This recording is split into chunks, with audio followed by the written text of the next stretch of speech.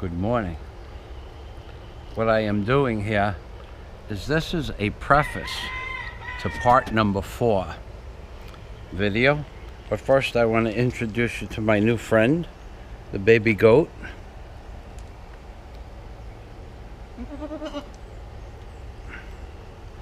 I am teaching the goat how to eat bananas. And this is the mama goat, who lets me play with the baby goat because every day I bring the goat bananas. So this is one of the big pluses of living in the Philippines. So now I will start talking about part number 4 and why I don't think it was correct for the people to present themselves as tour guides. And it's based more on a set of principles than the reality in the Philippines.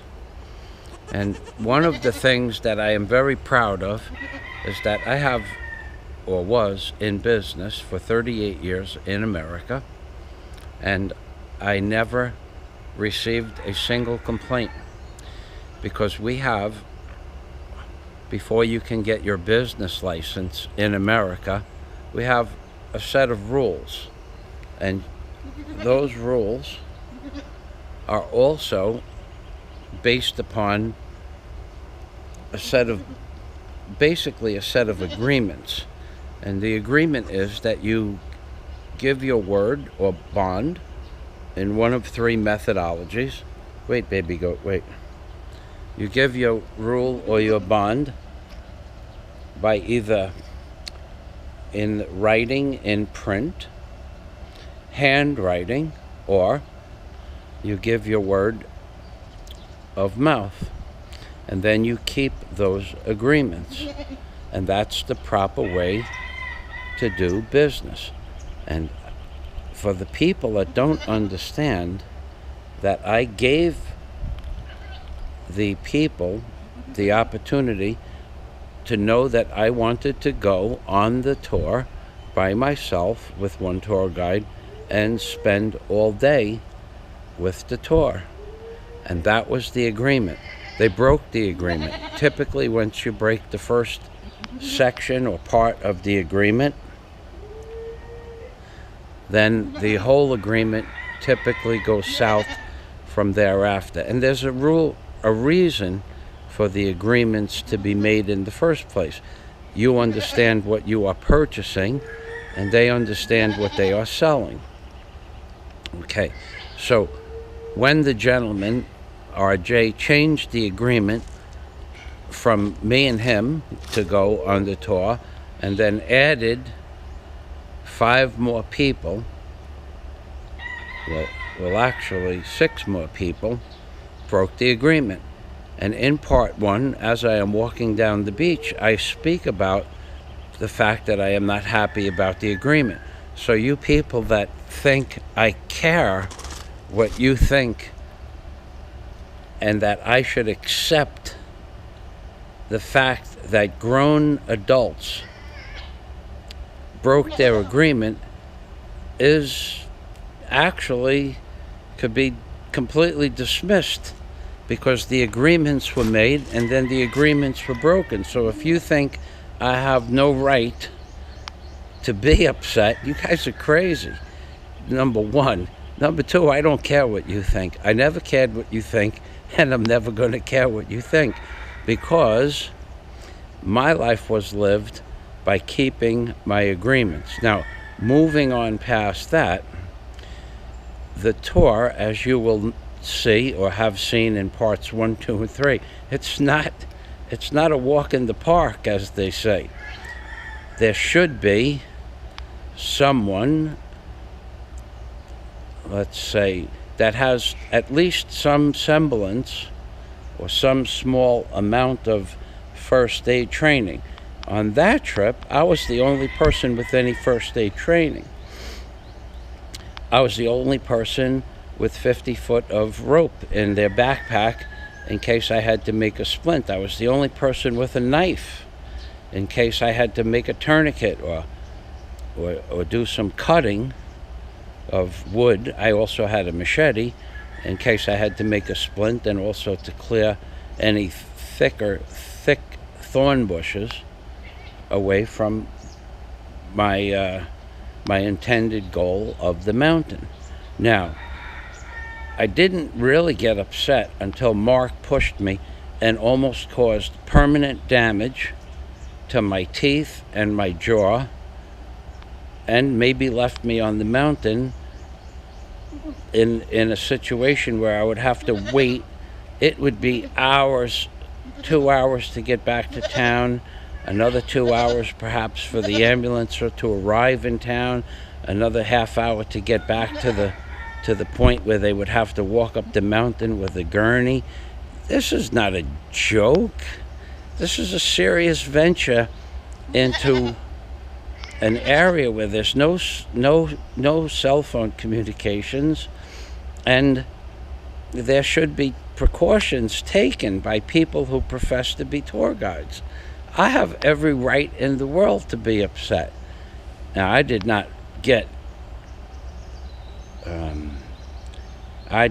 go overboard with being upset. I thought I was pretty reasonable. And if someone had done that to me by breaking their agreement in real life, my customers say one thing and do something else, I would argue with them as well. Most of my life I did business agreements with people that kept their agreements. But that's the way we do business in America. You thin-skinned people and people that wish that your opinion counted, which it doesn't, not in this case. I don't care. I never cared, and I never will care. I say that now. I just said it a few minutes ago, and I'll say it tomorrow. If you make an agreement with somebody, you keep the agreement. Okay. Now I'm repeating myself, which is not necessarily a bad thing, because the people I am talking to are, well, in politics, there's a new term, low information subscribers. You people, in other words, you people are just stupid to believe that it's okay for anyone to break their agreement at any time under any given circumstances. Because basically, when you don't keep your agreement, you are committing fraud. In this case, in a dangerous situation. But more to the point, the tour guide that I wanted to make the videos with, RJ, he knew the names of the Indian burial places along the route, like the gentleman before him in the previous year that I had gone there. They knew the names of the rock formations on the cave wall. They knew the names of the trees, the names of the flowers, where you might see a snake, what is to touch and what is not to touch.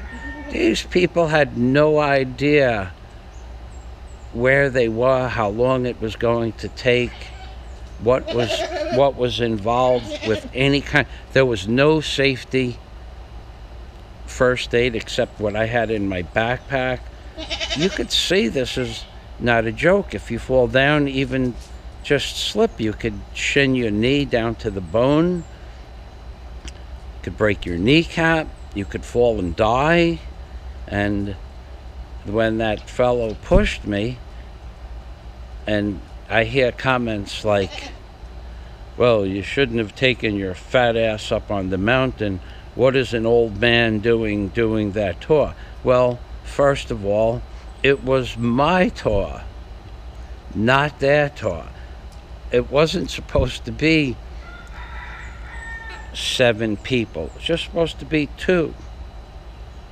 The agreement wasn't kept, and from that point on, it went down. Now, there's a couple of clowns that say, well, you were egging them on the whole time. How long is the tour? How long is the tour? How long is the tour? How long is the tour? How long is it going to take to get to the mountain? Yeah, I was doing that in fun at first, but it got old after a while when the tour guides ran out of water halfway to the mountain. Not even on the mountain, but halfway to the mountain, they had less than a half a bottle of water left. In one case, one bottle was almost empty. So they had no water. They had no first aid kit. They had no medical training. They had no satellite phone. There was no way to get help. This is a very dangerous trip. This is not walking around, Central Park where there are fire stations and police stations and ambulances. The closest ambulance, even if the ambulance was in town, was 2.5 hours away by the time you got there and brought it back. And then there would be another 1 hour, 2 hour journey up the hill with a gurney. And then there's no airlifting in the Philippines. There's no Red Cross. Nobody's going to drop down a casket for you to sit in. This is serious. This is a serious trip. So, people that don't keep their agreements in my life are not necessary. Now, I will touch on one more subject. I hear, well, you shouldn't have went on the tour, and one clown, and you are a clown for saying this, well, you should have got it in writing. Well, even if I got it in writing, in a man's world, and this is a man's world, except for you guys that have been manginaed I don't know how you got manginaed. Maybe your sister beat you up a lot. Maybe, I don't know, maybe your mother was the dominant factor in your household. This is a man's world. Men created the world as we know it, for better or for worse, by keeping their agreements. In real life, in New York, you make a contract, and in Florida, you make a contract. You are held to that standard of verbiage in the contract. Me, personally, I could do 1,000 business deals on word of mouth because I have a good memory. The only reason why I ever wrote down what was in a contract is because the customers, the people who are or would hold the advantage over verbal agreements, they always change the agreement, and they will just say, well, Mike, I would like a bench. Well, no, excuse me. What about the bench that goes on that side of the deck, which will cost me $12 a foot for material, and I charge $48 a foot to install, total $36 a foot for the labor. And I would say, we never talked about that. And they said, yes, we did. You were going to make a deck just like you made next door, and that deck has a bench on it. And I would say, yes, but your deck, the verbal agreement was never to have a bench, and then there would be an argument. So I wrote stuff down when it came to cost factors, and I would say in the contract, all additional labor is $50 per hour per man. Mein Buntag, baby kanding, yes, the banana. And I would write down benches are $48 a lineal foot, period. No discussion. Not 45, not 49, $48 a foot. Because you had to make a physical contract. But here in the Philippines, these people are not licensed. They're not insured. They have no medical training. They have no understanding of an agreement. And even if you made an agreement with them and they broke their agreement, you're not going to go to court. You're not going to go to court and have someone rule in your favor, because the people that you are going to supposedly bring to court have no name. They have no identification. I mean, no one showed me any identification. There's no certificate on the wall. There's no certificate of doing business as. This is the Philippines. And as such, as a foreigner on vacation, and my schedule, as was everybody else's schedule, was tight. My particular schedule involved leaving the following day to go on a scuba diving expedition for 5 days. So I had no other choice. Baby Kanding, I'm not done yet. Polyhog, Polyhog, Polyhog, Polyhog. Just one more minute, another minute. Polyhog. You want to go? Okay, bye-bye. My particular schedule was, yes, baby. Oh, we're going to get some milk, yeah? You wanted to get some milk. Yes. So, hello, Mama Goat. Mama Goat? Banana? So my particular schedule and theirs, we were all leaving the next day, but it wouldn't have mattered. The following day, we were supposed to get another, or the typhoon was supposed to come back.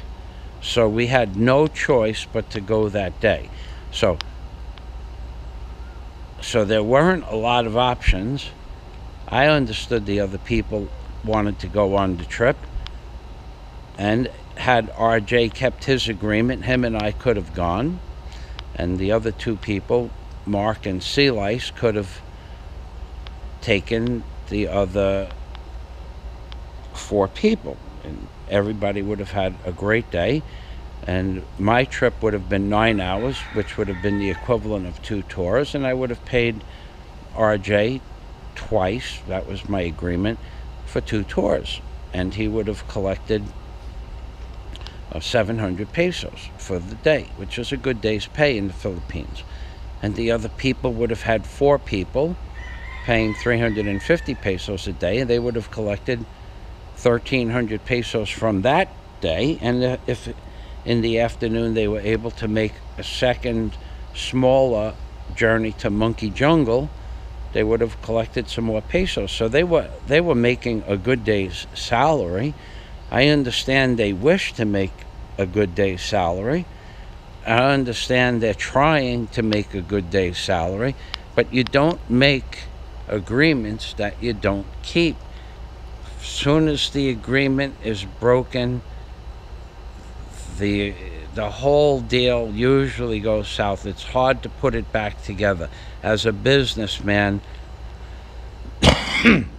excuse me, once I didn't keep true to my words in the contract, there was no turning back. So I wrote everything down. Once the customer decided to tell me that they wanted 12 feet of bench at $48 a foot, and they didn't want to pay me $550 for the extra footage on the bench, and we had a verbal disagreement, the whole deal went south. And it went a lot more south than what you saw me getting upset, because I would just tell the customer, I'm not going to do it and you're going to pay me, because there is no agreement to do it in writing. So you pay me for the deck that I built, you don't pay me for the bench I'm not going to build, and that was it. Now they would try to milk the deal. They would try to milk the deal for everything they can, and my cost, because their inability to keep an agreement always costed me money.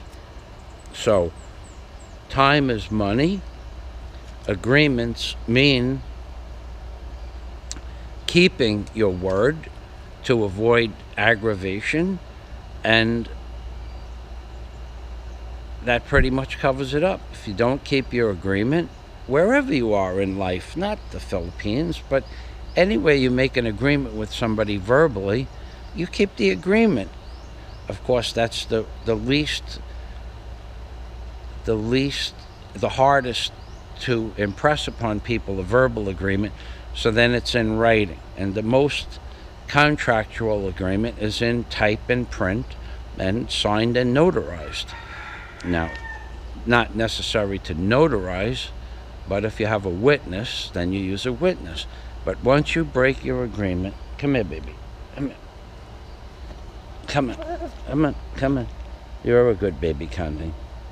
Kanding is a baby goat. Kanding is goat.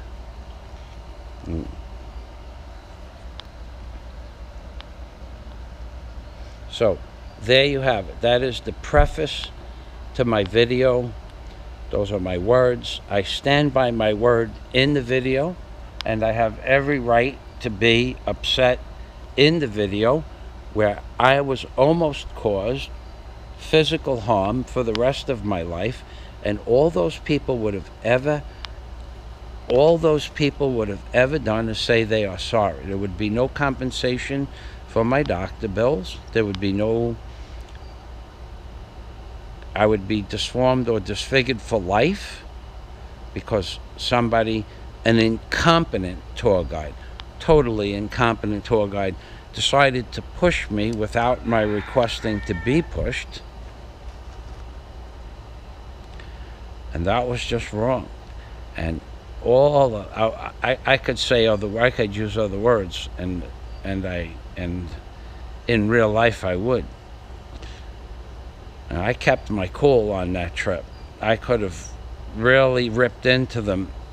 And in part 4, we'll call you thin-skinned people. We won't call you manginas. But you are manginas. If you agree that people shouldn't have to keep their agreement, you're a mangina. You're a mangina if you think that because the girl had a good personality, she could portray herself as a tour guide. She wasn't a tour guide.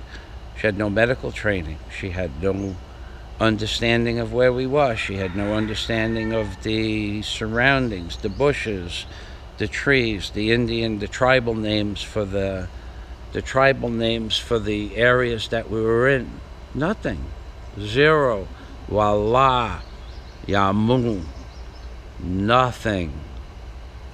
And that is just wrong. When someone doesn't keep their agreement and there's no accountability, that is not a good way to do business. And me going off on part 4, take it or leave it. I let these comments go for 2 weeks. Everybody wants part 4. You get it uncut. You don't like it? Unsubscribe from my channel. You can even leave your opinion. If you call me a fat old man, that's your opinion. If it gets much more uncivil than that, I block you. As the hemorrhoid, Mrs. Hemorrhoid says, I am the king of, I think I'm the king of blocking on YouTube. We are tired of listening to your crap. We make videos for you people to see what life is like in the Philippines. And you critique us for bringing our attitude towards the Philippines. Well, the way we got here to the Philippines is, in my case, keeping my agreements. You can Google my name. You can Google the name of my business, On Time Backhoe. You can Google the name of my business, Custom Decks and Docks by Michael Fazio. You can Google Michael Fazio General Contractor. And there is a guy named Michael Fazio General Contractor who has had a case pending years ago, but that's not me. I am from Queens. I think he was from Pennsylvania. Somebody brought it up. Well, we saw you had a lawsuit. That wasn't me, dude. Whoever you are, you need to learn how to read. I have enough videos on YouTube telling you I come from Howard Beach, Queens, not Pennsylvania, wherever that other fella came from. So, if you want to be a mangina and you want to leave a negative comment, that's okay. If it starts to get uncivil, that's not okay. I'll block you. I don't care about your opinion.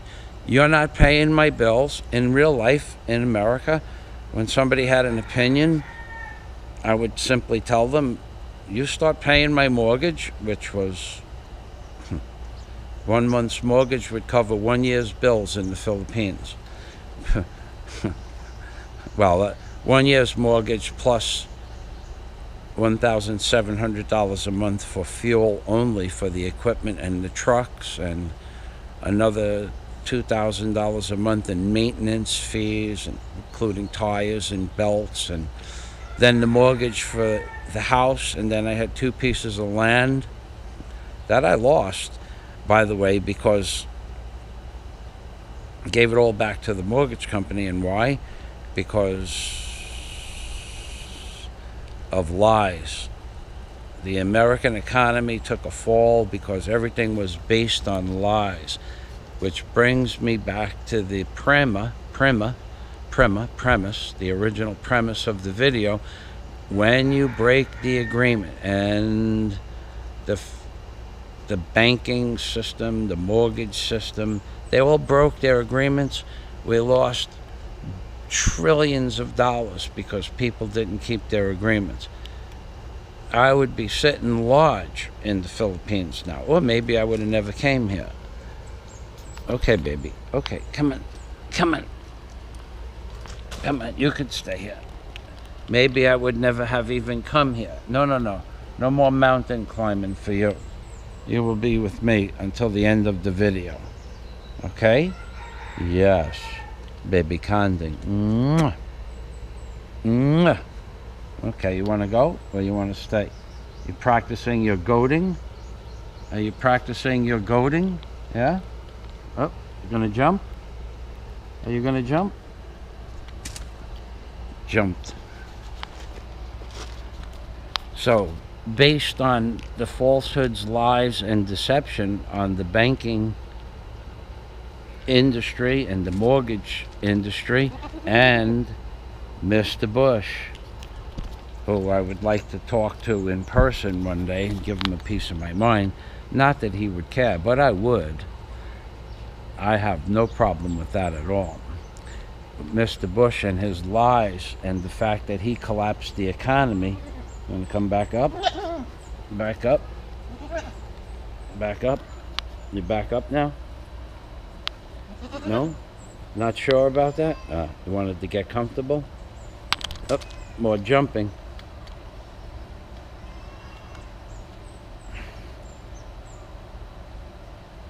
The lies cost people trillions of dollars. Lies are just that, a deception. And I could tell you where I get my moral turpitude from before I end this segment of the video, if you get this far. My father never lied to anybody about anything. He was the most honest man I knew. Come on up, come on. You are a good Conding. You're a good baby Conding. I had an uncle who was one of those sanctimonious hypocrites that went to church every week, and he held the Bible. Always had a Bible somewhere. Sat in the front row of church. He was mad at God because God didn't give him a son. But that man would lie to you. He went to church to find people. He did good work. Did really good work. Taught me how to be a really good carpenter. But basically,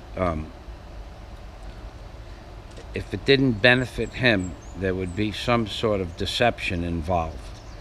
Like he would forget certain parts to add into his written contracts, and then he would say, no, that's a big extra, and he would usually charge double for that part of the job. Maybe not double, but he would forget to tell the people that them back in the 70s there'd be an extra $1,000 for maybe the soffit area over the kitchen, and then somebody else would come in and give an actual price for the whole thing. Come on, up, come on. They would give an actual price, so his price might be $4,000 for the kitchen, and another contractor's price would be $5,000. He would get the job, and then he would tell the customer, oh, there's no soffit in there. Oh, you didn't know that? Oh, well, it's only another $1,000, so the price is the same. But he was a deceptive individual. And the other two people that I get my moral turpitude from is one was Norm Tolson, who I trained with and taught me the philosophy of Buddhism and Hinduism and the Eastern principles based on their honesty and honor that once was held in Asia. And I trained with him for several years, learning Buddhist meditation and the Hindu philosophy. He's good. Mein Buntag. How are you, amigo? Good. Have a nice day. Hello, baby goat. And the other person, now that was Norm Tolson. He worked with Oppenheimer on the Manhattan Project. Norm Tolson was one of the original people. He created, along with his team, the first high-speed cameras that videoed at 1,000 frames per second by taking 10 cameras, syncing them up, and so that they would take 1,000 frames a second, so they could take pictures of the workings of the different systems on the atomic weapons. Now, but also Norm held a position in government that he had full access to the President of the United States of America.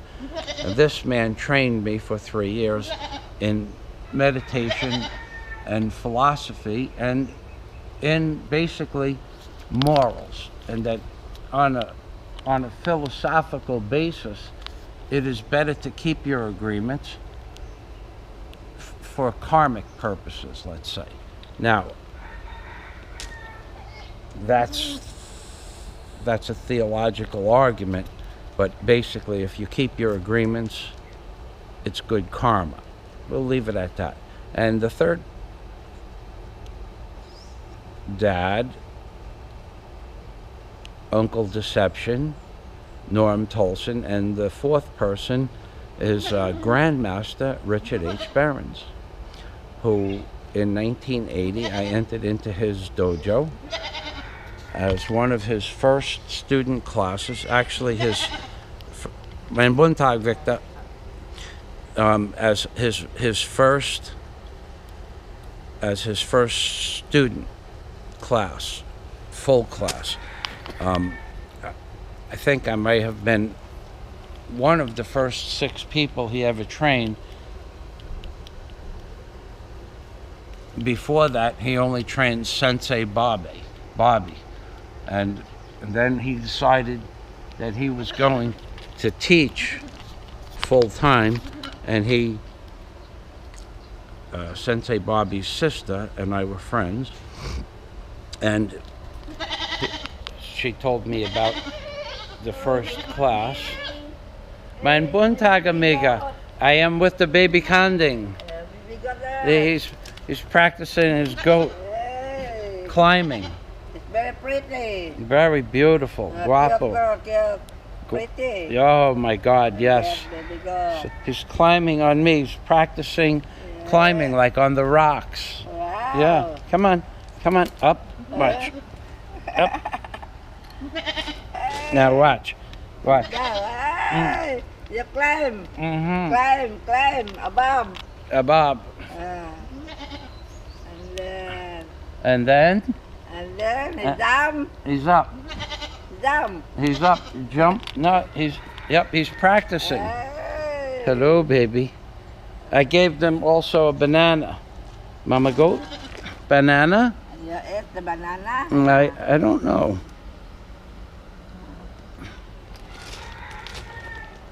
So master, I will get the cover. the cover. It's very hard. Lahi. Yeah, maybe one more day. Baby, go up. Wow. Hey.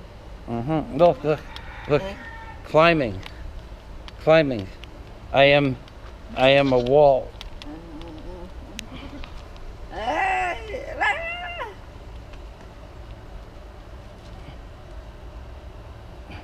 Like that, the baby got it. Like I will cry, like that. I will try. I like cry.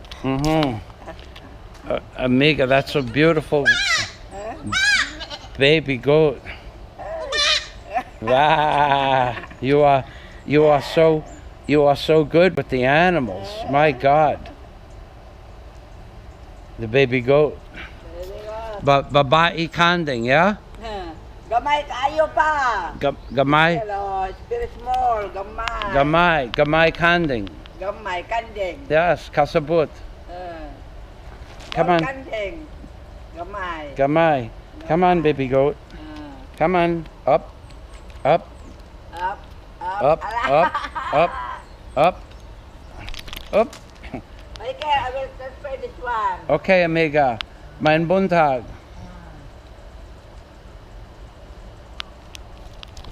So, Grandmaster Richard Behrens decided to take a class of 6 students only after interviewing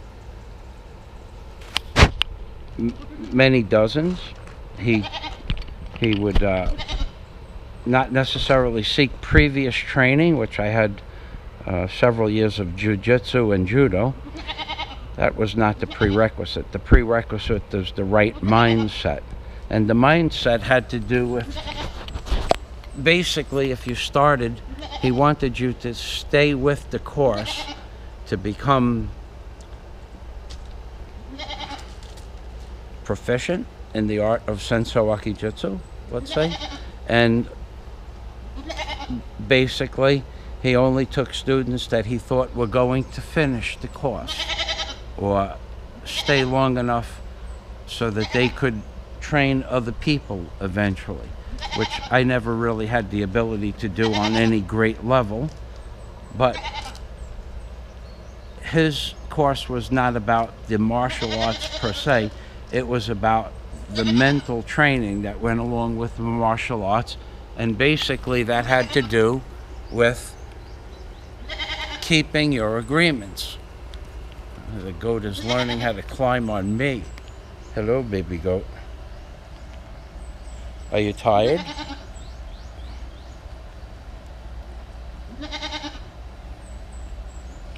So my dad being a totally honest man, and my uncle being Mr. Deception, Norm Tolson teaching the principles of the Hindu philosophy and Buddhist philosophies, and Zen also teaching the ancient ways, or ancient, whoop, there you go, the ancient principles of, I don't know, people with moral turpitude. And then Grandmaster Richard H. Behrens, who is now one of the most famous martial arts instructors on earth, and there will be a link in the description box below to his videos. He trains football players, and he trains people that play golf in both the physical and, more importantly, the spiritual aspects of the Eastern principles. And he is really good. And he was my instructor for 2 years. And it took me 2 years to get my first stripe on my belt. And not that that was a non-accomplishment, because it took 2 years to get a stripe. 1 year, if you went 4 times a week, I went 3 times a week. Are you okay, baby goat? Are you okay? Hmm? Hello, mama goat. It's okay.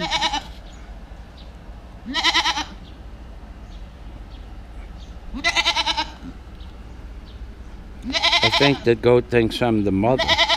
Hello, mama goat. Okay, okay, okay, okay.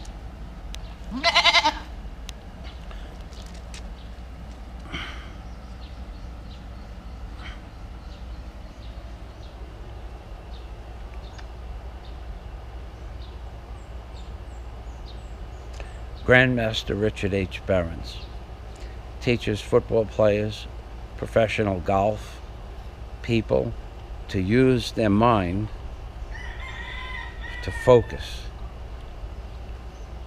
and also how to live a good life. And all of these people that teach these things base their philosophy on truth, justice, and the American way, like Superman, so to speak. And none of that exists anymore in real life. So you have to deal with deception, lies, and deceit. And that's just not a good thing.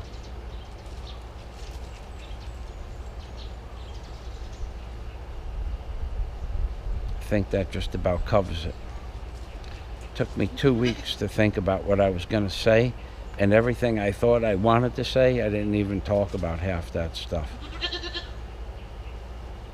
This is Michael Fazio in the Philippines, and this is Rabbi Jew Barker in the Philippines, telling you, if you want to leave your opinion, leave your opinion. If you call me fat, old, ugly, slow, sloth-like, if it breaks my interpretation of being civil, I will, like the hemorrhoid, Mrs. Hemorrhoid, like Mrs. Hemorrhoid says, I will just ban you. I don't care. I don't care if you watch my videos.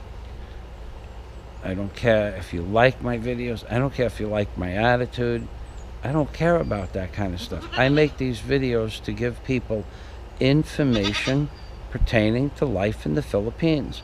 And what you see in parts 1, 2, and 3, and what you are about to see in the rest of the parts, which I could probably break it into 9 parts, but this is the preface for part 4, uncut, where it stops in part 4, I think at the 21-minute mark, or 22-minute and 55-second mark. That is where I had a section I did on Obama that I decided to cut out because it doesn't have anything to do with the hike. It really didn't have much to do with the hike. As you've noticed, I've cut out most of my Obama rants, although he is a perfect example of lies, deception, and fraud. And look what he has done to America. The once great nation of America, between the Clintons, the Bushes, and Mr. Obama, is no longer a great nation because of lies, deceit, and deception. And that's my story, and I'm sticking to it. Mama goat, baby kanding, palehog, come here. Okay, going to visit Mama. See you later. God day to everybody. From Michael Fazio and Rabbi Jew Barker in the Philippines, and talking about Mr. Obama. You always have to remember those three things, ladies and gentlemen. If Mr. Obama had a son, and his son would be, and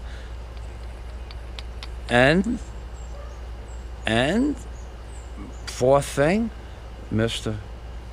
Nicholas, from the inventor of Taco Rack. Dude, and the ark that they rode in on, baby. That's a right. That's a right.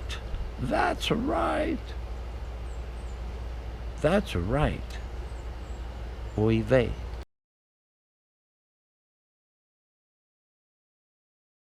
Okay. This is an addendum to the videos that I made telling you that your opinion counts for nothing, and it does. It counts for virtually nothing. Because, I'll tell you why. You manginists that think I should care about what you think, let me tell you what I think. At the age of 30, I needed a barge with a pile driving unit on it. So I went to Michigan from New York City, never having gone much past the Statue of Liberty on a vessel powered and captained by myself. I bought a 30-foot by 50-foot barge called Barge Dragon.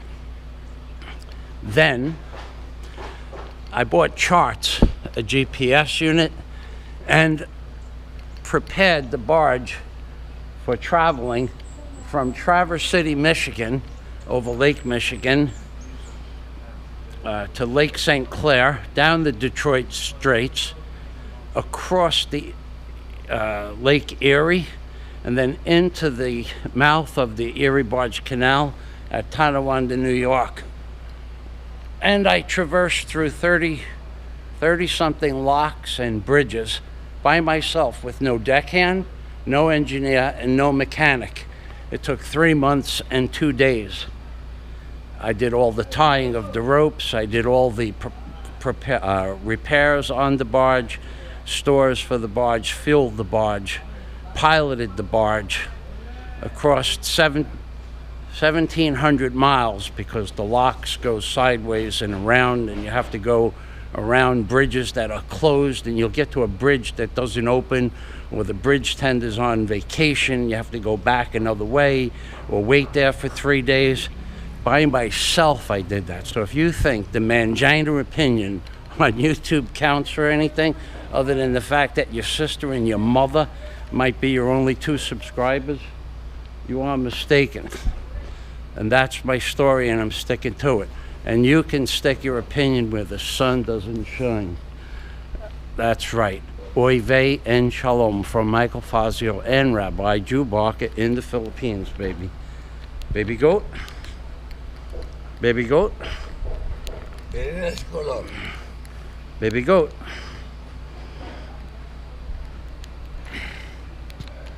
Mountain climbing in the Philippines, baby. Continue.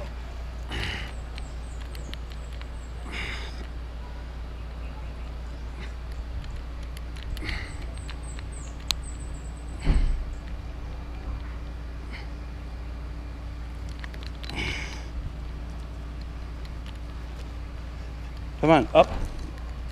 Get up there. Come on. Come on, baby, go up. That's nice. Nice. Nice, yeah? My buntag.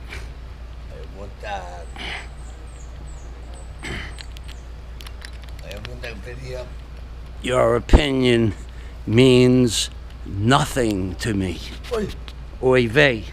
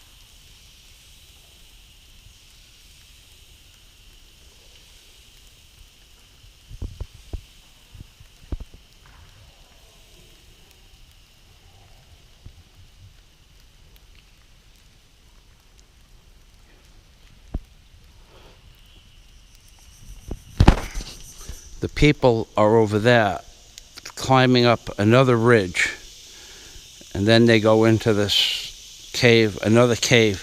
I'm good to go here. I'm really pissed off.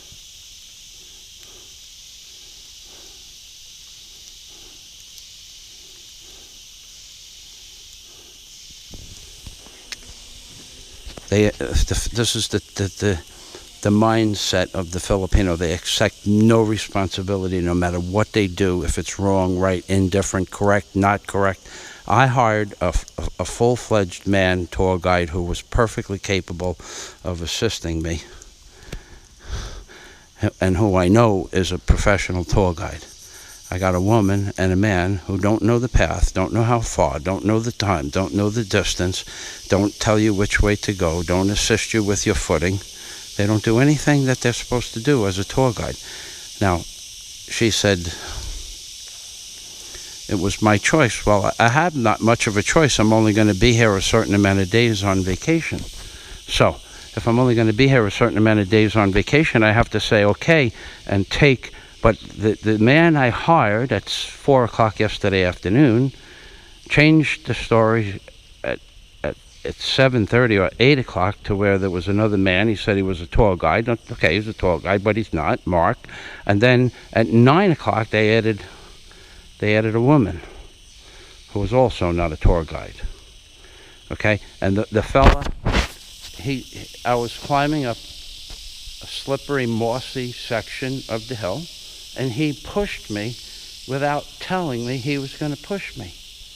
He actually just pushed me up the hill, like maybe applied 30 or 40 pounds of pressure, like he was doing me a favor, and my hand lost its footing and I landed on my elbow about maybe 3 inches away from a jagged rock that could have broke all my teeth, maybe my jaw, if I slipped really hard. And then where would I be? I'd be on the top of the mountain with, what, injured, like that kind of an injury. I need that. So I told him, this was after I explained how to hold this water, take the water bottle and hook it to your crampon. He wouldn't do it. He just wouldn't do it. He says, it's more comfortable in my hand. So if I fell, he couldn't grab me, but he pushed me. It's all bullshit. And when you hear the lady, she was upset that I was talking on the camera, because I didn't hire her and I didn't hire him. I hired a tour guide, not two people that have no idea. Right from the beginning of the video, you know, they didn't know where they were going, how far it was, how long it would take, how high the mountain was, what the elevation is. They knew nothing about this mountain or this trip. They just know how to get here. Okay, but if you're going to assist, you're going to be a tour guide. This is not a joke. This isn't a joke. Look at that. It's 75 meters to the bottom. 60 meters anyway. I don't even want to go near the edge. That's 60 meters. Just falling on rock. It's not a joke. It's not something that you do for fun. Yeah, you do it for fun, but you do it in a professional manner. Asking the man to hook the water onto his carabiner was reasonable. Had a carabiner, and he had nothing on the carabiner. Nothing at all. Just my machete. Amazing. This is the second time I came up to this mountain, and the second time I'm probably not going to go down to that cave, and I'm okay with that. I will take some videos up here. Turned out to be not such a great day, because here's the problem in the Philippines. No one, if you explain to them what you want done, they say yes and they don't do it. Or they say no even when you're right. Obviously they're not tour guides, so obviously they don't know what they're doing. So I tried to explain. I am one not happy camper. Not one happy camper. Not the happy camper.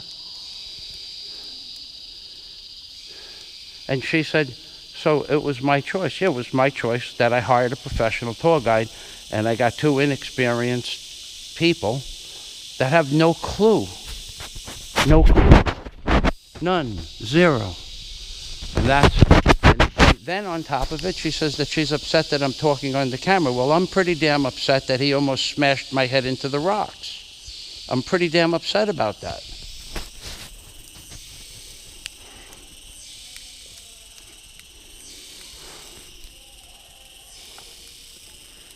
And he didn't even apologize. He wouldn't put the water on his carabiner. He refused to do it. He said, no, I'm comfortable like this. I said, give me the water. You'll see it in the other segment. And give me the water and don't help me anymore. Go away. That's the best thing. And that's what he did. It was good for both of us.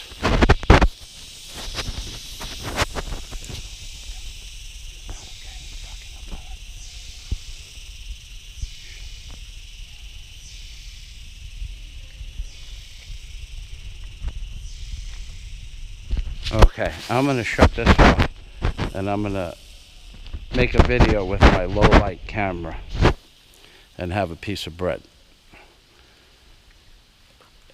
There's going to be a lot of comments about the last segment of this video. I want to see them all. I want to see you justify.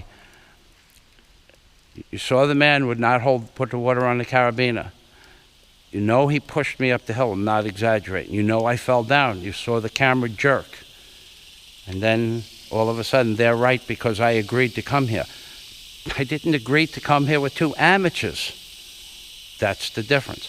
All you thin-skinned people out there that think I'm wrong, you just leave all the comments you want. If I don't like them, I will just stop you right dead in your tracks because you have no clue what this has been like. You're not climbing up a rock mountain. You didn't hire a professional tour guide and get two amateurs. They don't even know how. It is 4 hours since we got on the path. They said 1 hour. 4 hours. 4 hours. 4 hours. You will know by the amount of videos. I think it's every bit of 4 hours right till now. I asked them last night if we had to forge any deep rivers. No. Well, it was only up to my chest, but I wasn't prepared. I had to put everything in the bag. How far is it? They don't know. 3, 4, or 5, or 6, or 7 kilometers. How long does it take? 1 hour. Do you think you could travel 7 kilometers over this stuff? What would travel 7 kilometers over? Do you really think it would be possible to travel 7 kilometers in an hour up and through this ravine and this mountainous area that we went in? It's not possible. It's not possible. Not even slightly possible. And yet, that was the answers we got. So yeah, I agreed to do this, but I agreed to do it with a professional, a man who I know was equally as professional as Jungle George, because Jungle George introduced me to him last time and said, this is the man you want to use. So he didn't, he had something else to do. But when we hired him at 4 o'clock yesterday afternoon, he already knew that he had to go someplace else. He just substituted these two people without asking, without permission, and we're all on time schedule, so we were stuck. So when she said, you agreed to do it, yeah, I agreed to do it because I have no other days to do it. This is the day to do it. So you want to argue with all of that? Knock yourself out. I don't care what you think. I never cared what you think. I'm never going to care what you think. I hired a professional tour guide. I got 2 amateurs, and one almost seriously damaged me permanently for life because of his stupidity and didn't notify me that he was going to push me up a frickin' rock hill. And I'm not happy about that at all. And that's my rant for today. I didn't think I was going to have to get upset today, but when I saw how close I came to being injured seriously, I don't think that's right. And they don't think there's anything wrong with it. And that's the problem with the people in the Philippines. They never want to accept responsibility for the things they do that aren't satisfactory or up to par. They just don't care. They don't care. They don't care. They don't care. They don't care. And God day to everybody from Michael Fazio in the Philippines. That's the way it is. Take it or leave it. Now,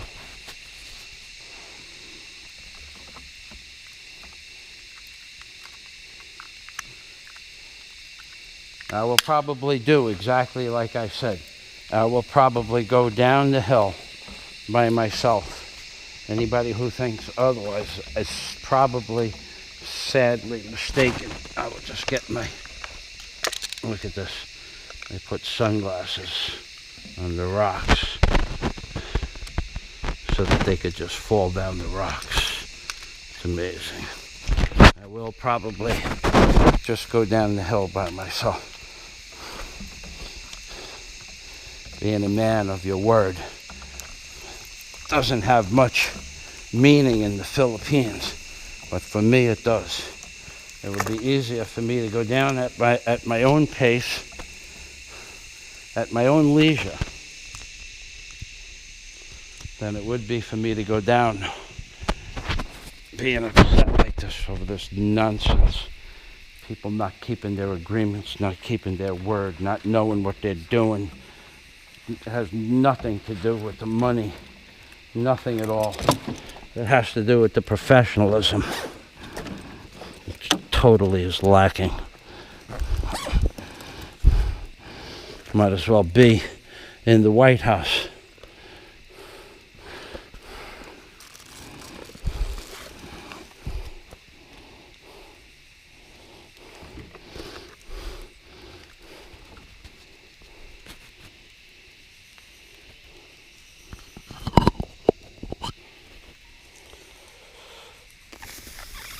Okay, let's put, we have some things. We have, this is the,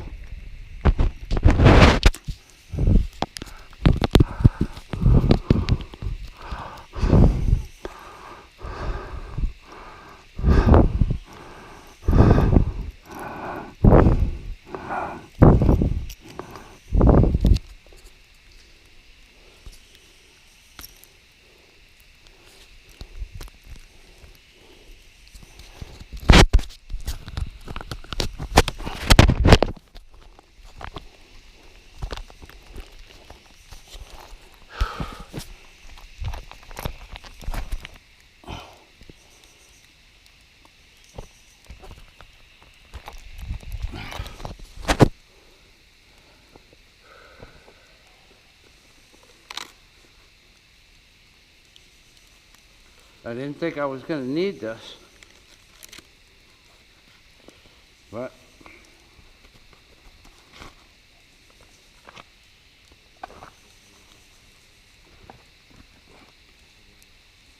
jeez. The hog-nosed bat lives in caves.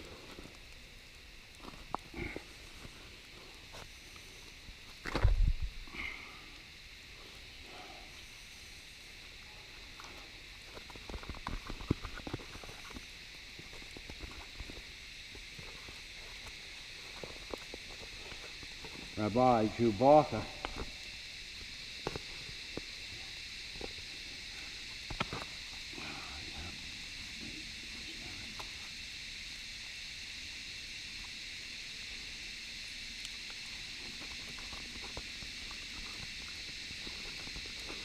And of course, can't leave home without it.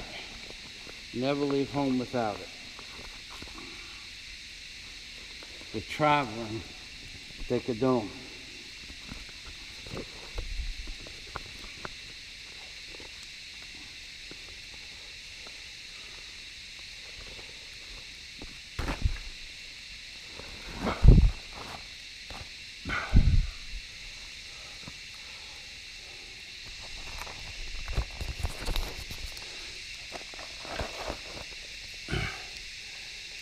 I would have taken the real DOD, but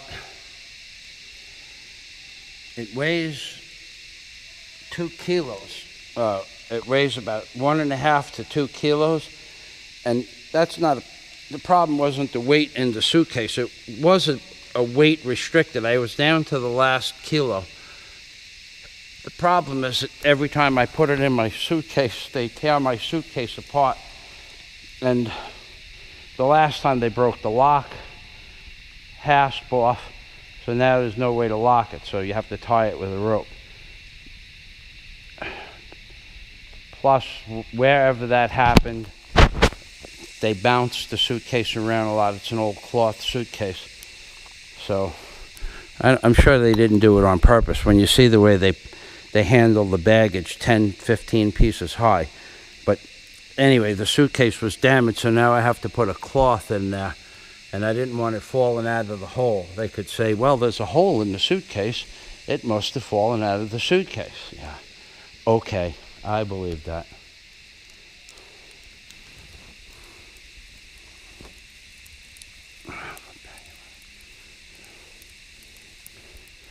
Okay, so we have the travel in DOD.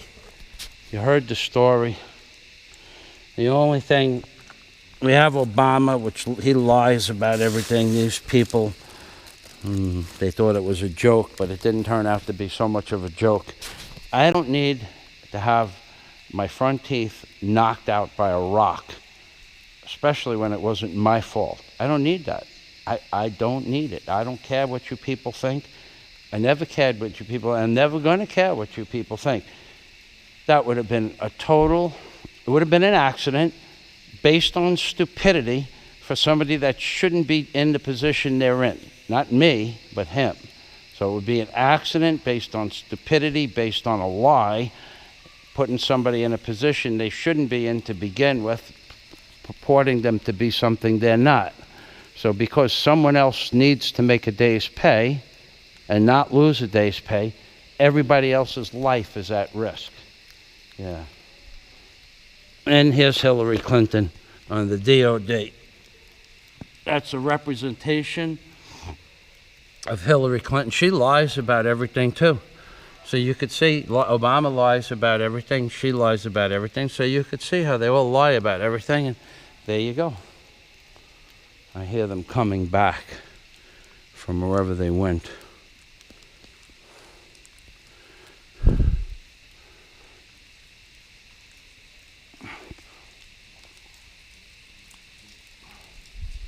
Okay, so this is one pissed off.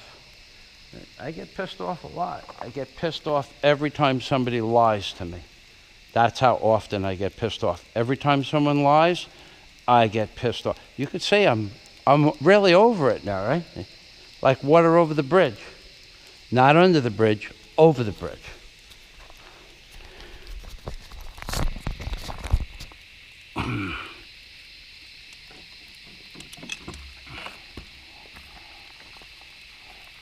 Just take my water and put it on your carabiner. Here's my carabiner, put it on your carabiner. It was too much trouble. It was too much trouble to put my water on his carabiner, but he wanted to help. How's he helping? Not listening. I know more about this than he will ever know. I could have got here without them, but I wouldn't have gone here by myself. I will go home by myself. And then when I was telling him, I said, I know how to do this. They don't want to take my advice. Well, they don't have to take my advice. They're big people, but I don't have to like it. And I didn't like it, and they don't have to take my advice. So, we're even. Okay.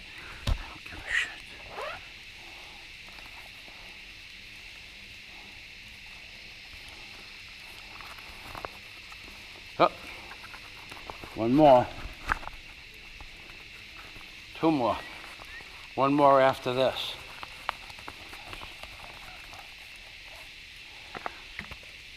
Okay.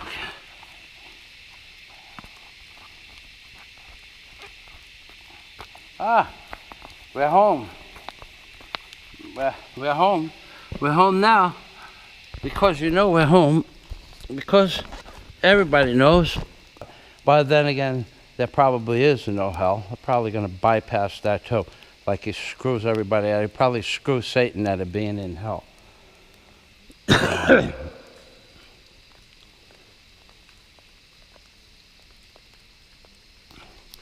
There's some kind of, the water, it's not, it looked like a cocoon. It's not so much of a cocoon. It's just that it's shiny. So, there you have it. The end, half of the end of a perfect day. Traveling DOD. And God day to everybody. From Michael Fazio in the Philippines, baby. Anybody who thinks I'm right, please comment. Anybody who thinks I'm wrong,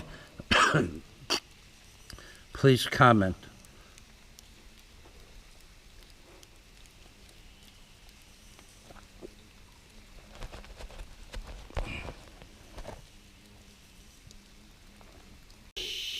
You missed the most vertical part of this climb because I forgot to put the camera on, but this is it. So I will put the headgear on. We will traverse down the rest of this mountain, which is not easy. Either way, it's not easy. But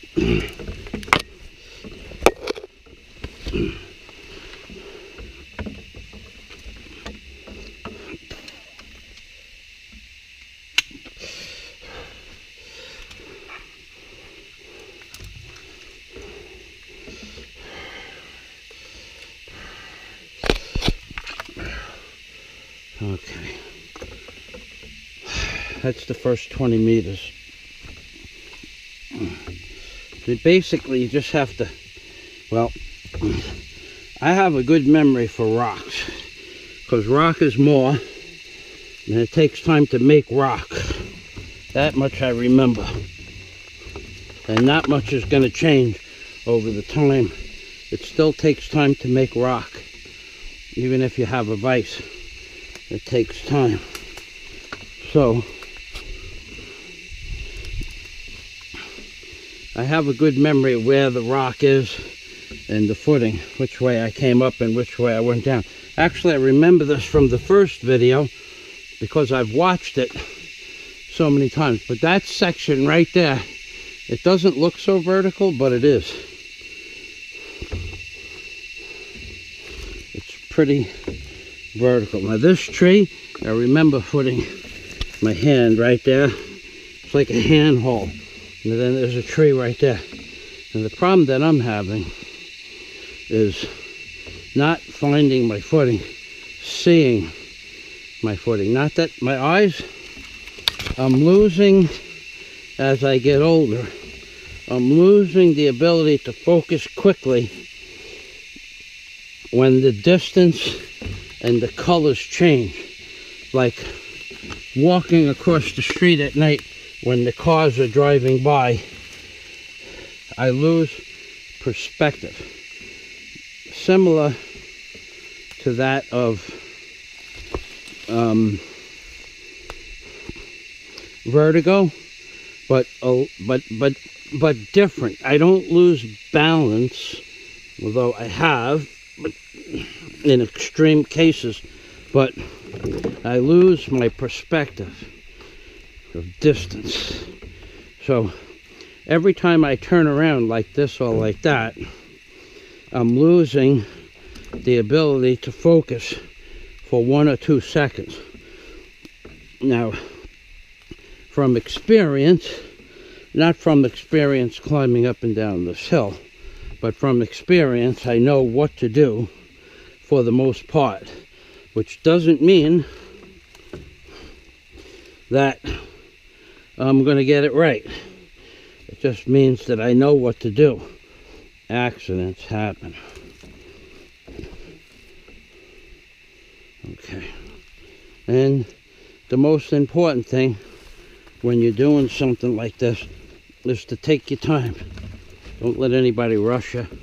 Nobody's in a hurry. Everybody wants to go home.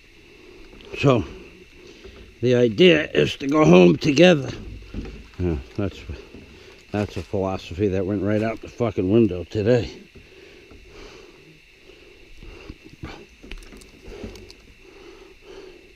I told them all to go. Without me, I wasn't ready to leave. I don't know how they got up that mountain so quick.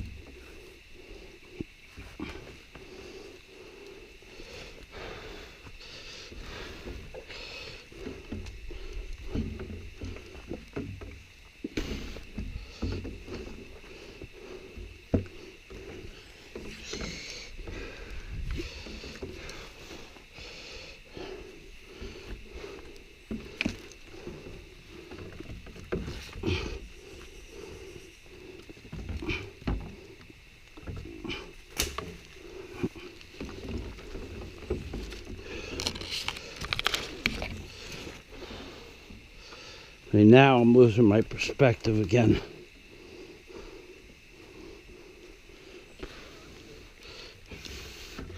Because the foliage is brown and green, I'm looking from a 2 foot to 2 meter, and I'm turning 180 degrees to do that. It's getting a little difficult now, so I'll go a little bit slower.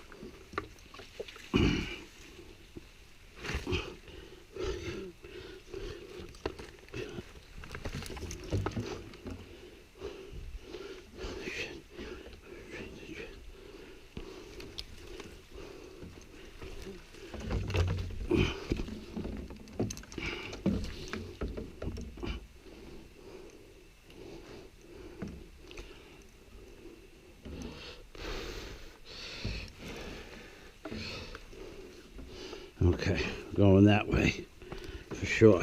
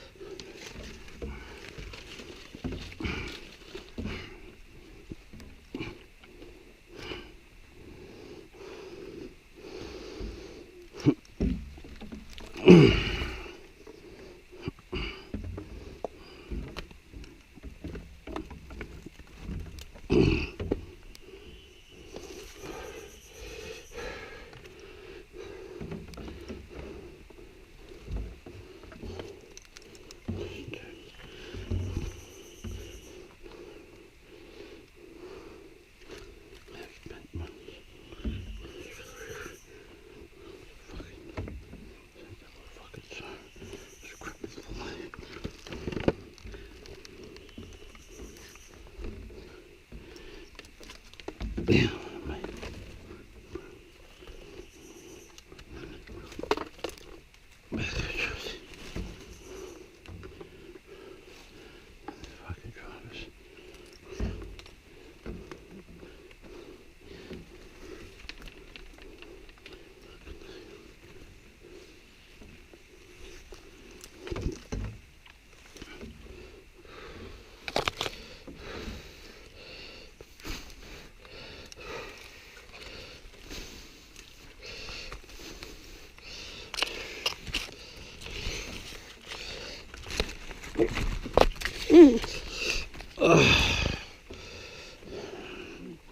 Lucky thing that tree didn't break. Otherwise we would be laying over there somewhere.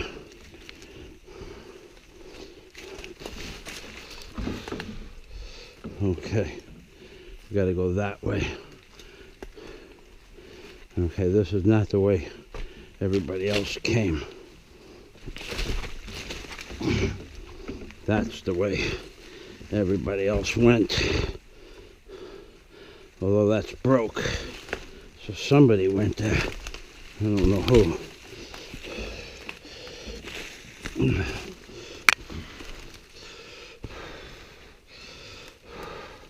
Well, everybody has to choose their own path in life.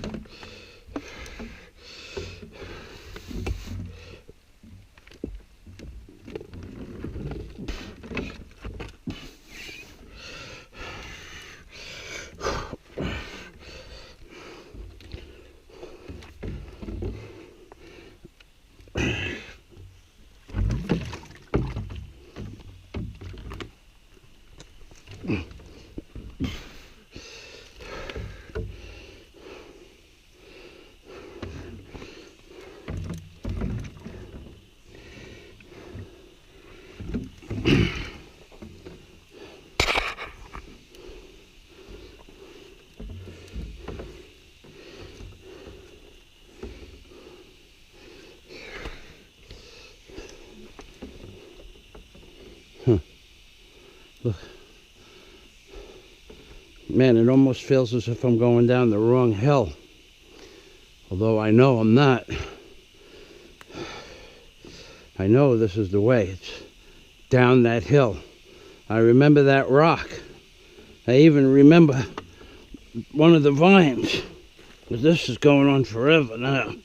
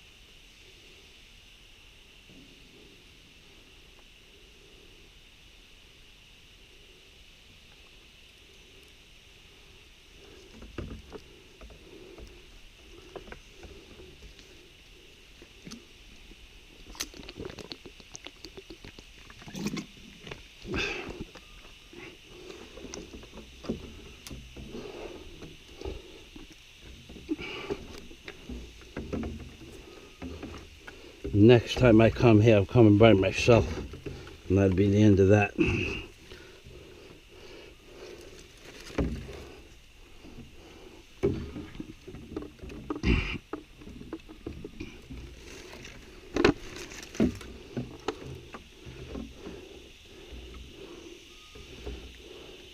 Yeah, I remember this rock. Take all day to get here. All day to get back.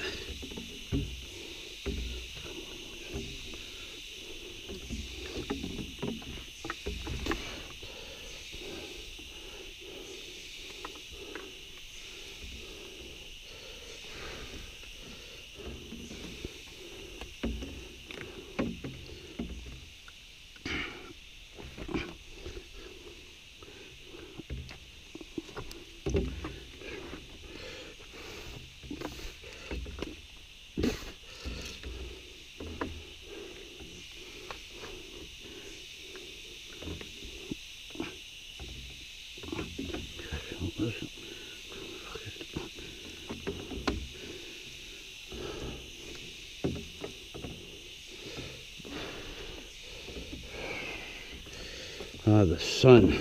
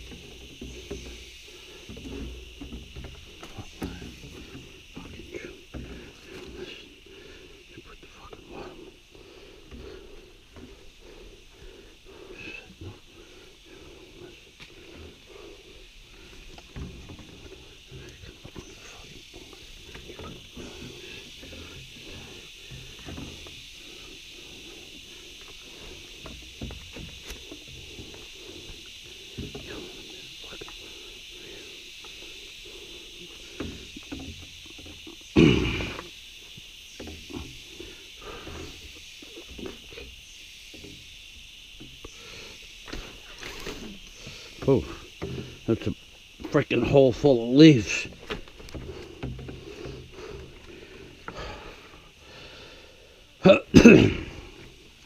That's what that is.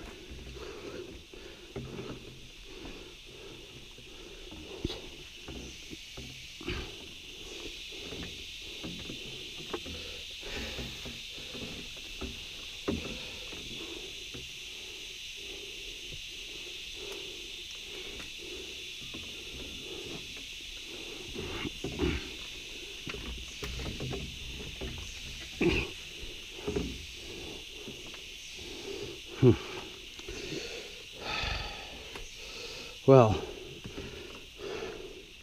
if anybody is watching this, they got to see the descent from the vertical part down.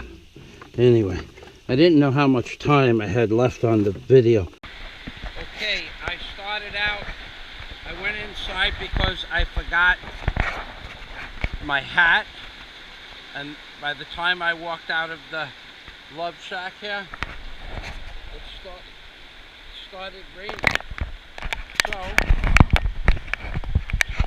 I put my sandals on instead of my Sundugo sneakers, and we will take a walk. This all happened in the last 45 seconds, about 1 minute. We're living in the province of Sabang, and this is truly a province because there is no electric at all. There is no public utility electric service to Sabang. Everything is run off of generators, and the people, hotels, small hotels like the Tambori and next door Dongdong's hotel will typically only keep the electric on from 8:30 at night till 10:30 or 8 to 11, depending on the needs of the people. Now this is a beautiful. Can I go in here? First of all, look at these big shells. Yeah.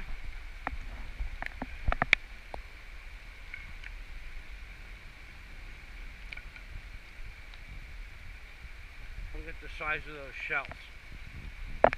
And then they have each, this is a massage parlor.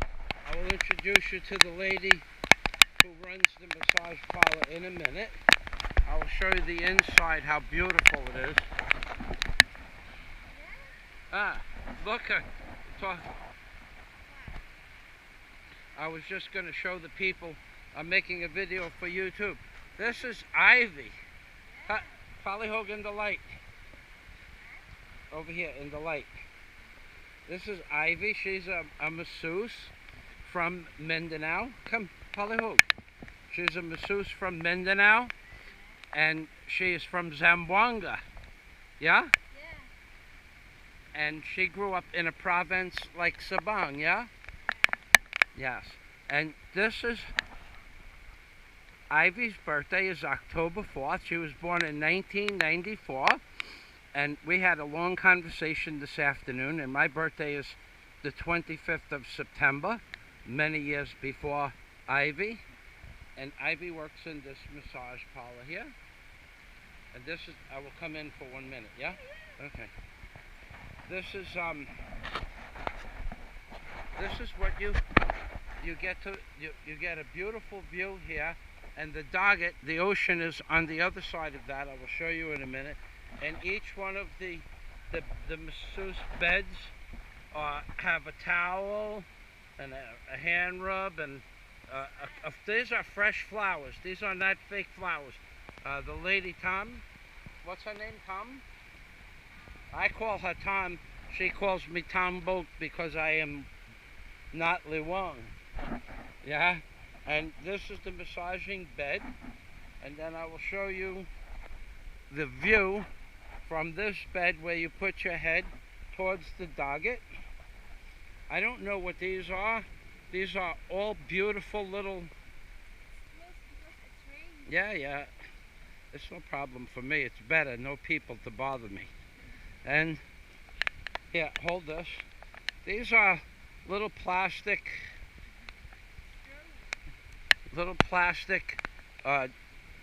Every little establishment here has their own unique character. And if you will have to wait for a massage, you will wait on this. This is a typical seat in the province.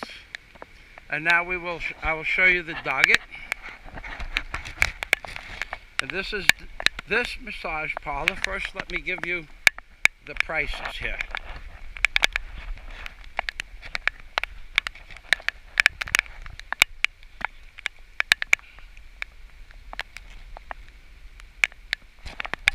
Now, these are negotiable. You can typically, they don't go down in price, but let's say a full body massage was 400 pesos. You could negotiate for, instead of 1 hour for 400 pesos, 70 minutes or 75 minutes. That's the negotiation, the way the negotiations work in this town. They don't go down in price, but they give you extra minutes. And there's a man inside that house over there. His name is OJ, and we will meet him in a minute.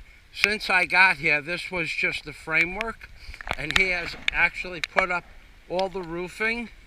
The framework, apparently the roofing had gotten blown off. Not this section, but the bigger section. And he put new roofing. They put a double layer of roofing, and then a netting on top to kill the wind. And this is, I'll show you the construction. It's bamboo. This is some kind of wood. This is probably cocoa lumber. These are like sticks, limbs of a tree. You could see this was a branch. These are branches over here. So this is not rough. This is rough sawn lumber. There is no milling done on any of this. And the way they secure the roof is with the plastic binding, the same plastic binding that you would get if you went to the store and they binded up one of your boxes or bags to take home. This is about 70 pesos for 1,000 feet, 300 yards, 333 yards. Now this will be the kitchen area.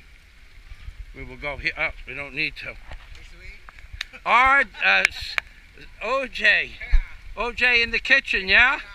OJ, this is the man. He has diligently worked for 1 week. Yeah, I will come in. He has diligently worked for 1 week to put this new roof up. I have seen him every day, non-stop. And him, OJ, and his wife. What is your wife's name? Ike. Ike. Ike, like IKEA car or IKEA. And he is going to make a beautiful. When this place is done, it will be equivalent to the massage parlor, because OJ is also a masseuse, yeah? And this will be the kitchen area, and you will cook inside, yeah? Okay, so this area here where the roof is up, that will be where the stove is, yeah? Okay, over there will be where you wash your dishes. Uh-huh. And wash over there. Uh-huh. And OJ and I, we live next door to each other. I will be here for several more days. He's an industrious young man, to say the least. Thank you, OJ. Yeah, I will introduce the people to your wife, okay. and then you will see this on YouTube. For many years, you will be able to enjoy that you built your own house. Okay. Let me see your finger. Look, just like me. When I hurt myself, I just put a rag on it and some tape. Just make sure no infection, yeah? Dali? Okay. Yeah? No infection? No. Okay. No, there's no. Oh, one thing else about the province, there's no doctor here, yeah? No? Dali? No. No? No doctor, no hospital. The closest doctor is in Puerto Princesa, which is 2 hours away by van. So when you get injured here, it's serious. I'm going to show them the dogget, and then I will introduce them to your wife, okay? Okay. This is the netting that will be used on the roof.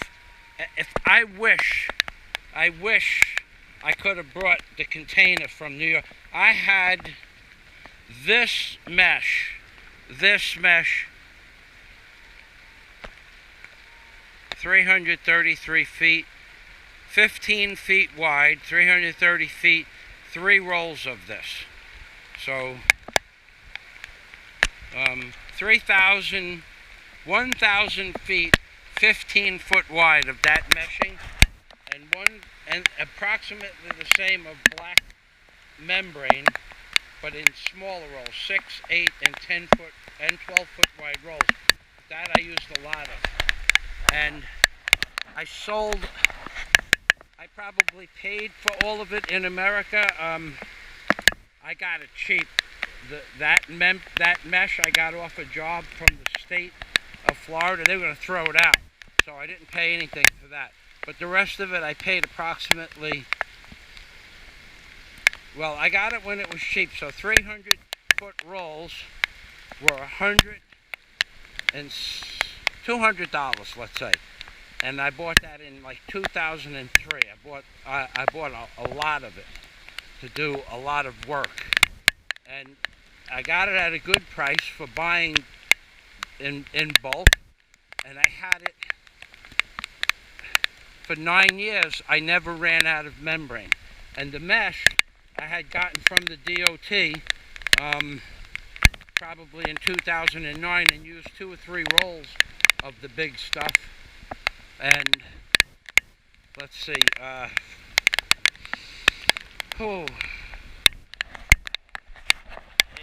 it paid for all the mesh I had 3 times over. So this is the view from the back of the massage. So basically this is a cost of living in the Philippines for a massage. Now we will go inside and meet the people who actually do the massages. We're going to go inside now. So this would be where you would be sitting on those beautiful tables, and this would be the view at the RCI Massage Center. And remember, you can make a deal. Not impossible.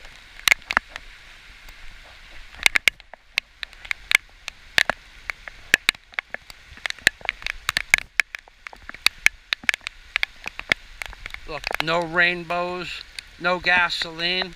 What I really want you to notice is that you have not even seen not even one piece of garbage, unless it blew from the storm. So let's go meet my new friends here. Oh, and right down the road is the zip line. From the 800-meter mark, that's where the journey begins. Then you will traverse up and around and through a mountain to an elevation of 150 feet, but it's 2 kilometers of walking, or approximately 1.5 kilometers, maybe 2.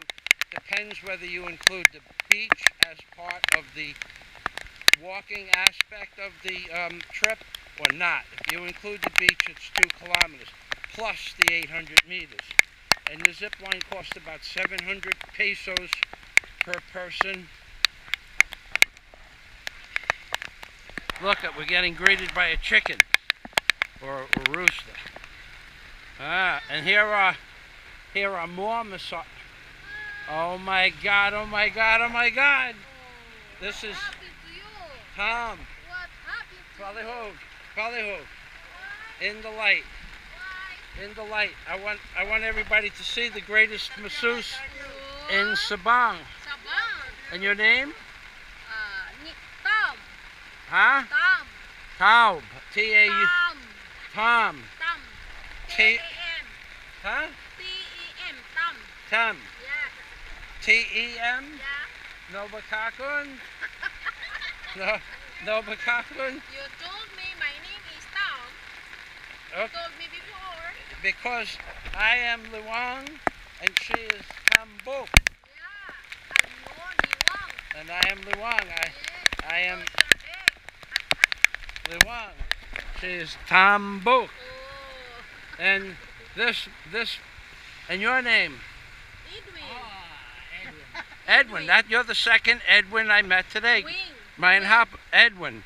Yes. Mein hapon Edwin. Mein hapon. Yeah. Where is Ike? Inside. She has to. Sleeping. Their baby is sleeping. Oh my God. Okay. So well, here, this is Ivy. Now look at this.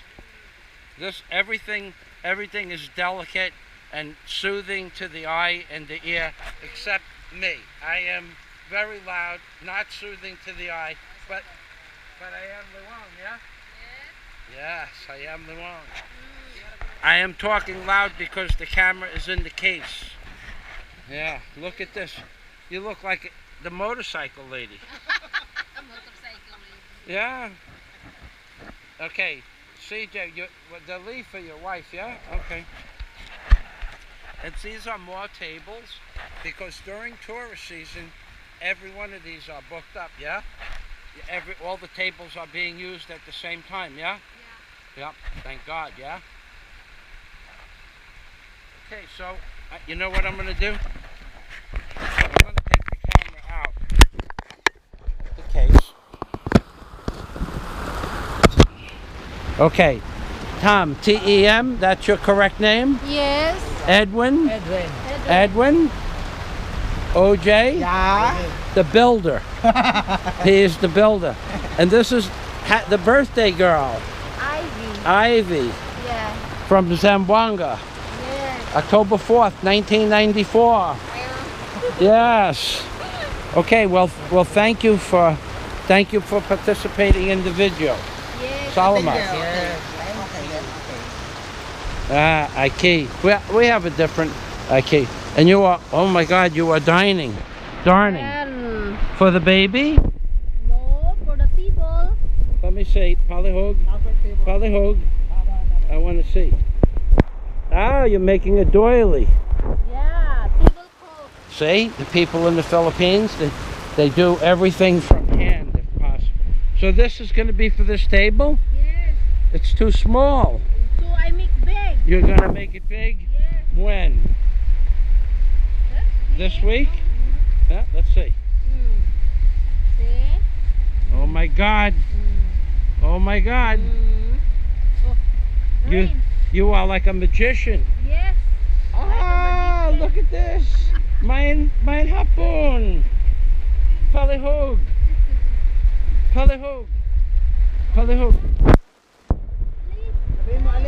Ike, come. Ike, I want to show in the light.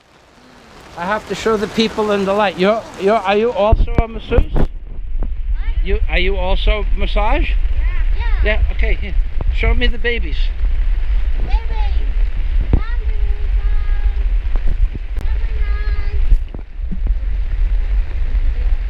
Oh my God, look at, and what is this baby's name? Huh? It's okay. KG. CJ? KG. CG? KG. TJ? I cannot hear. And you? Yeah. Okay. She's Hannah. Hannah. Hannah, smile. Hannah. Palihog. Hannah Palihog. 5. Up here. Palihog. Up here. Bang. And you? Ding ding put up here. Not yet? Okay. Not yet. And this is Ike, the mother. Yeah. So now you have met everybody from the RCI, yeah? Yeah. RCI Massage Center in Sabang. And this is the view from the massage center itself.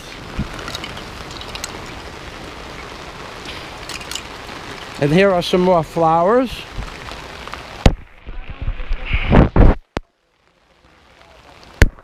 And we're going to put this camera away.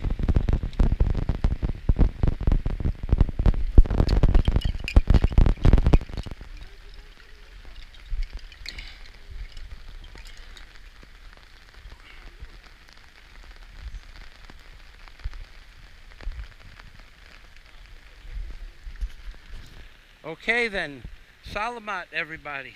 Salamat. Edwin, OJ, IJ, Ike, and Ivy. Ike and Ivy, they are cousins. Oh my goodness.